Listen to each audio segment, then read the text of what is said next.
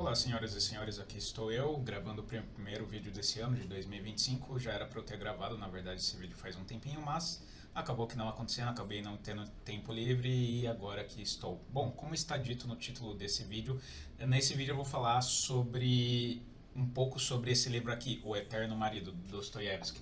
Só que, na verdade, eu não vou falar tão especificamente sobre o livro, mas sim sobre o que eu considero ser o arquétipo, entre aspas, do Eterno Marido. Esse livro fala principalmente sobre esse arquétipo do Eterno Marido, que está ilustrado no livro de maneira praticamente perfeita em um personagem bem específico.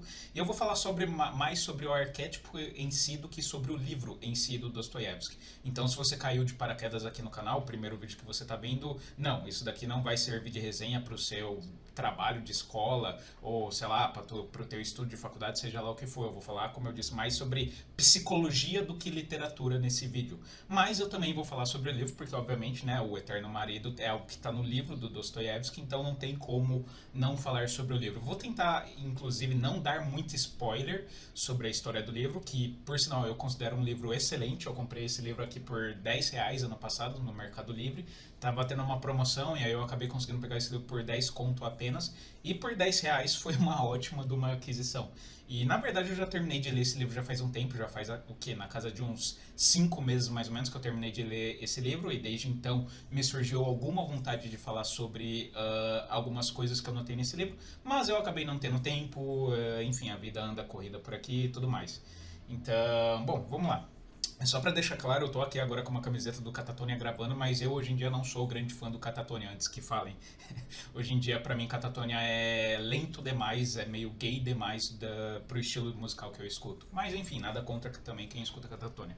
Mas vamos lá. Bom, então, como dito, eu vou falar aqui sobre o livro O Eterno Marido, do Dostoiévski, que um dos, assim, eu já li até hoje, sei lá, na casa de uns 6 livros do Dostoiévski, por aí, 6, 7, e é um dos que eu mais gostei até o momento, esse O Eterno Marido. É um livro bem simples, é um livro bem relativamente curto, nessa edição aqui que eu peguei. Ele tem exatas 176 páginas, então assim, é um livro que dá pra, se você ler bastante, você consegue ler em uma semana, talvez até menos. No meu caso, como hoje em dia meu ritmo de leitura é bem lento, eu demorei, sei lá, uns um mês e meio, 2 meses quase para ler. E, bom, falando agora um pouco sobre o livro, falando agora de maneira bem resumida para tentar não dar muito spoiler sobre o livro. O livro fala basicamente, fala sobre dois personagens principais, são dois os personagens principais abordados nesse livro, o Alexei e o Pavel. E eu vou falar principalmente sobre o Pavel nesse vídeo. O Alexei, basicamente, é o amante. Eu vou explicar antes. Esses dois personagens estão unidos por um fato.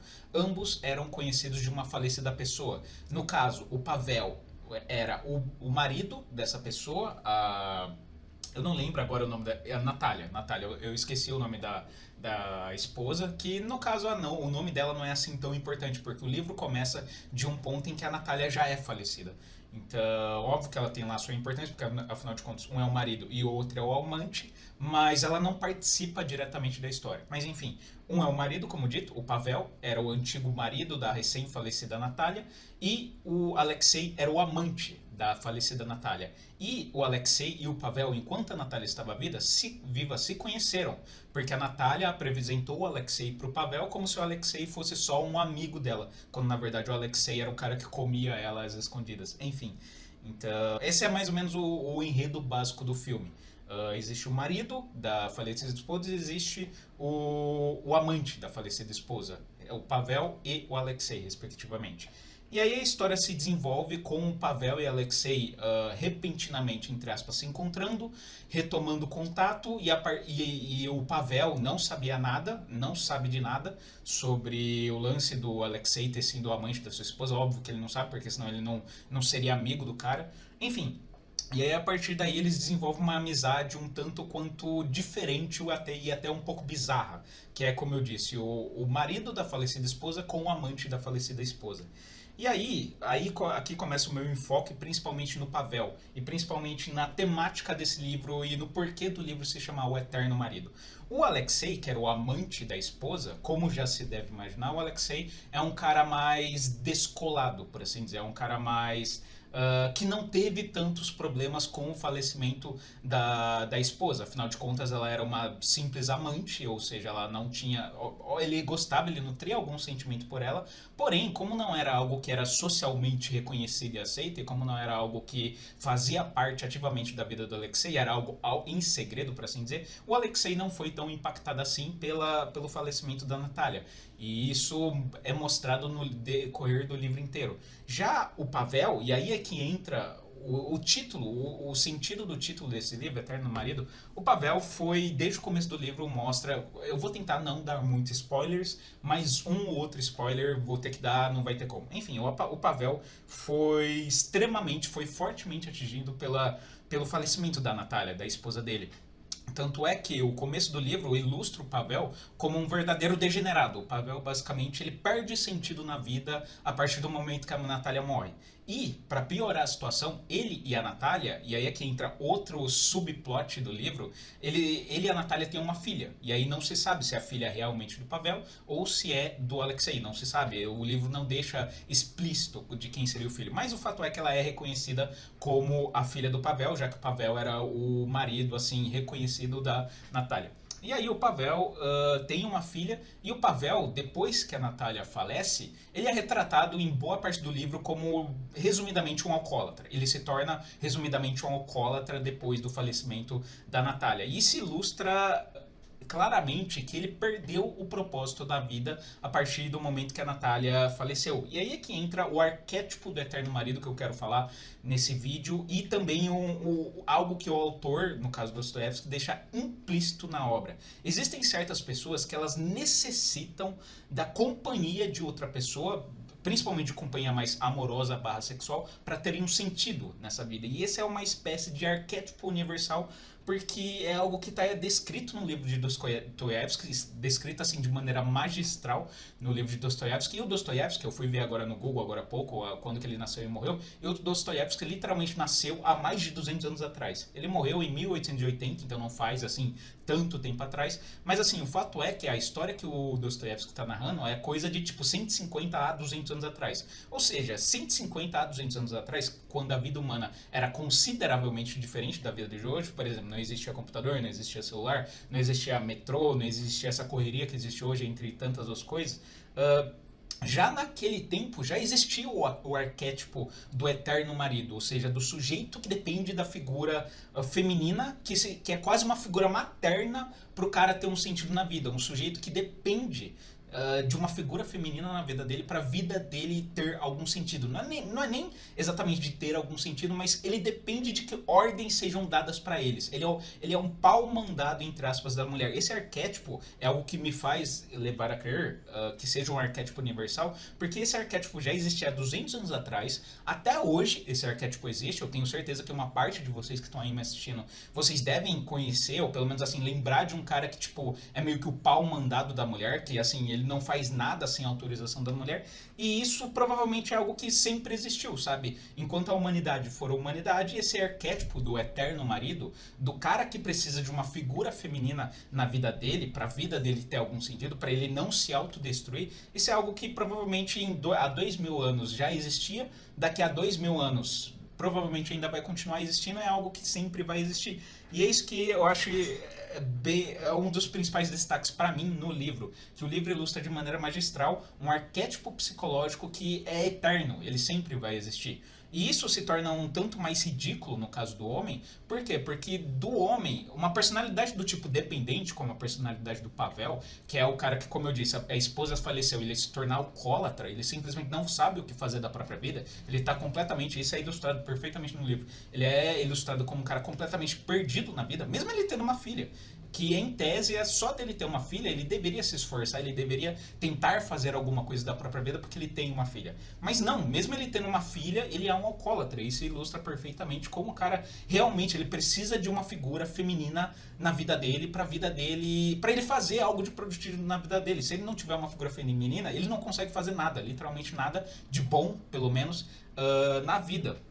E isso ilustra perfeitamente não apenas a necessidade feminina que muitos de nós homens temos, mas também a necessidade maternal que muitos de nós homens temos. O que eu quero dizer com isso? O que eu quero dizer é que muitos de nós homens, e como eu disse, mais uma vez, eu tenho certeza que alguns de vocês que estão me ouvindo, ou me ouvindo barra vendo, vocês vão ter alguém que vai vir na sua cabeça, alguém assim de imediato que vai vir na sua cabeça, a necessidade que nós temos de receber ordens maternas. Alguns homens, eles simplesmente se relacionam, eles estão eternamente em busca da figura da mãe. O que eu quero dizer com isso? É que muitos homens são tão chegados na figura da mãe, são tão dependentes da figura da mãe, e isso muitas vezes acontece não apenas por culpa da própria pessoa, por personalidade inata da própria pessoa, mas às vezes por sermos filhos, por exemplo, de mãe narcisista, ou de mãe super protetora, enfim, a gente acaba desenvolvendo um certo senso de dependência extrema da mãe, no sentido de que nós precisamos de alguém para dar ordem, e alguém necessariamente feminina, uma figura feminina,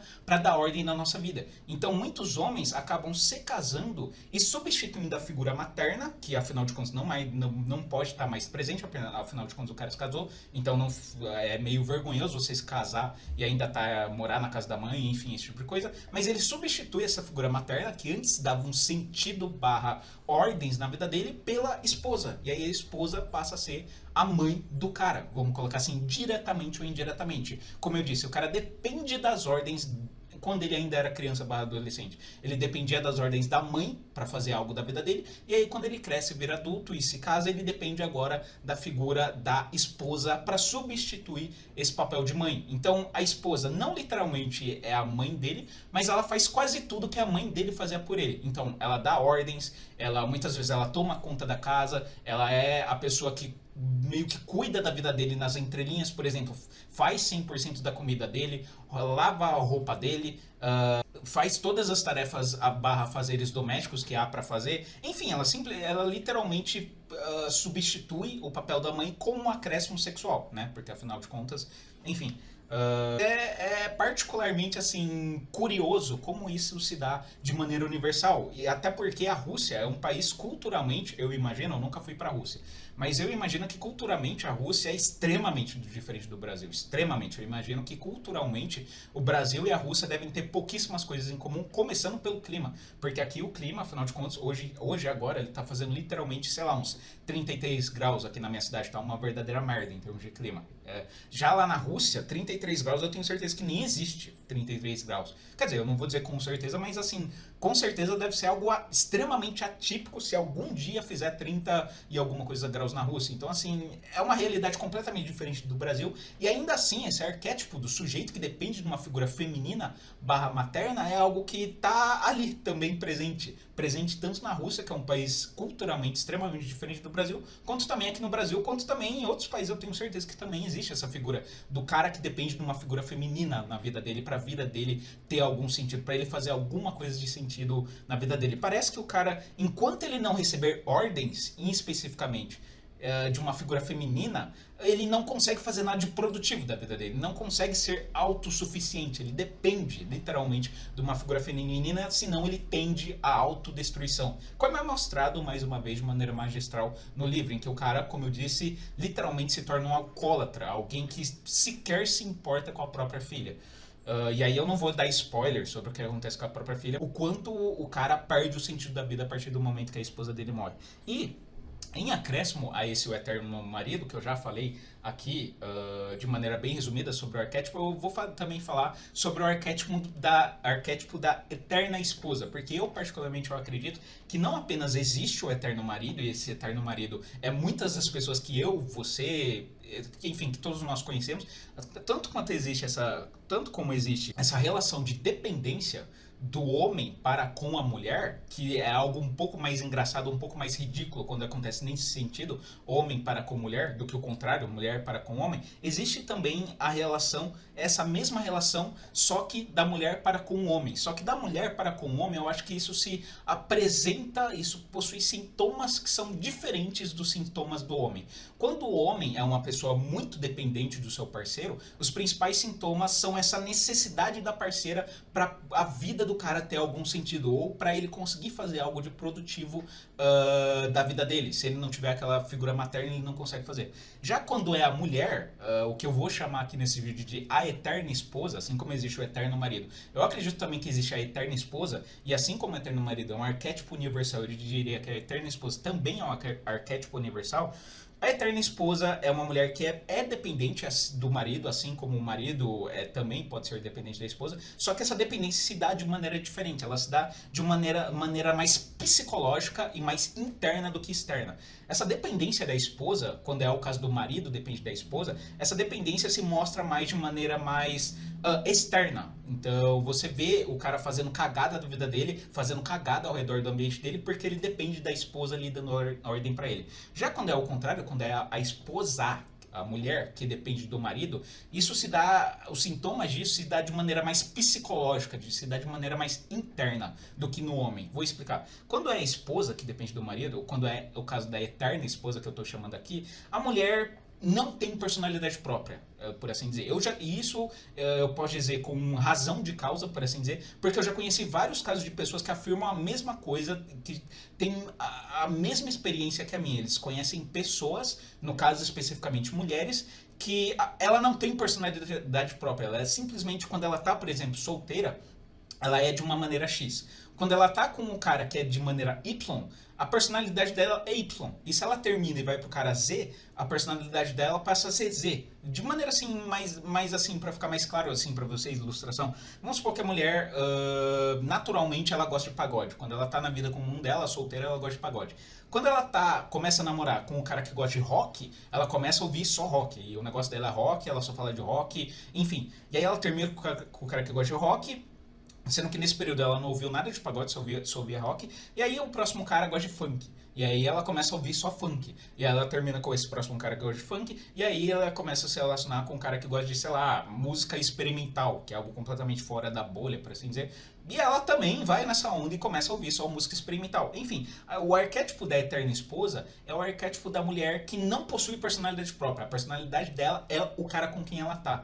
E isso, como eu disse, eu conheço, não apenas eu tenho uma pessoa especificamente próxima a mim, que é dessa maneira, que ela meio que não tem personalidade própria, e a personalidade dela é a pessoa com quem ela tá, como eu também já ouvi relatos de outras pessoas, amigos e conhecidos meus, que também afirmam que conhecem mulheres que não têm personalidade própria e que é exatamente a mesma coisa. Essas mulheres, quando estão com o cara X, elas são X, quando elas estão com o cara Y, é Y, e assim vai. Tipo, elas não têm simplesmente personalidade própria, e quando estão com o cara, elas simplesmente, sabe, abdicam de tudo que elas supostamente são e gostam em prol do que esse cara gosta. Então, assim, quando ocorre um caso de eterno marido, eu acredito que o eterno marido necessita da mulher para dar um propósito na vida dele. Já quando é o caso de uma eterna esposa, eu acredito que a mulher necessita do marido para dar uma personalidade para ela, porque sem esse marido ela não tem personalidade própria, ou simplesmente ela é tão confusa, tão diversa, tão assim eclética, por assim dizer, que ela acaba caindo em lugar nenhum, basicamente. Aí ela precisa de um cara para dar contorno para os gostos dela, que são tão fracos que se modelam de maneira livre, literalmente, ao gosto do cara, e aí a personalidade dela passa a ser a mesma personalidade que o cara. Então é o que eu falei, eu acho que alguns de vocês, talvez não todos, mas alguns de vocês devem conhecer eternos maridos e alguns de vocês também devem conhecer eternas esposas.